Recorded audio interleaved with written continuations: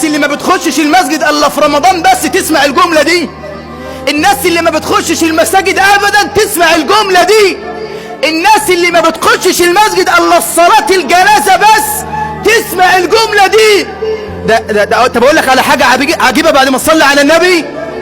ده ممكن يكون رايح جنازة ورايح يدفن واحد، واثناء صلاة الجنازة اقسم بالله يا عم الحاج تلاقيه واقف قدام المسجد وما يخشش حتى يصلي صلاة الجنازة، يستنى على ما نصلي ونخرج وبعد كده يخرج يمشي ورا الجنازة. دي ربنا طبع على قلبه والعياذ بالله. نفسي ده يسمع ان الصلاة هي الفريضة الوحيدة اللي ملهاش عذر عند ربنا. ملهاش عذر. والله لو انت مش قادر تصلي وانت واقف صلي وانت قاعد. مش قادر اصلي وانا قاعد صلي وانت نايم. ده انا مسافر يا عم الشيخ اقصر الصلاة. ده انا في حاجة منعتني يا عم الشيخ وما قدرتش اصلي بكل الطرق. لما ترجع من الحاجة اللي منعتك دي صلي.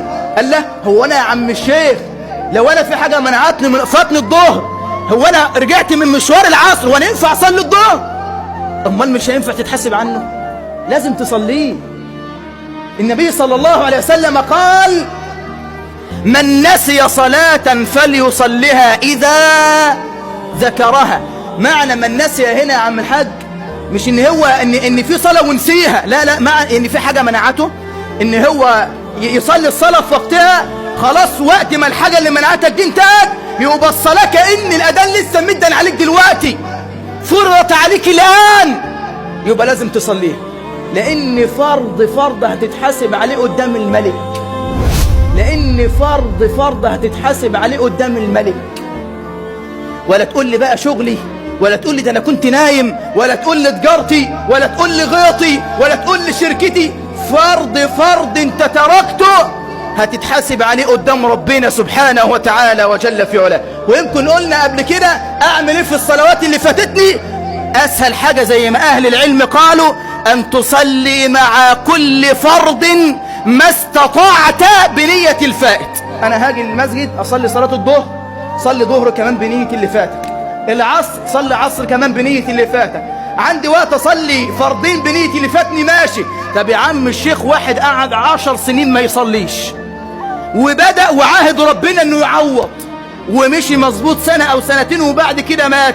اهل العلم قالوا فليعلم ان كان صادقا ان الذي صلى عنه هو الله. يبقى مالكش حجة خالص بقى. بكلمك بالفلاح، والله مالك حجة عند ربنا، والله مالك حجة عند ربنا سبحانه وتعالى وجل في علاه.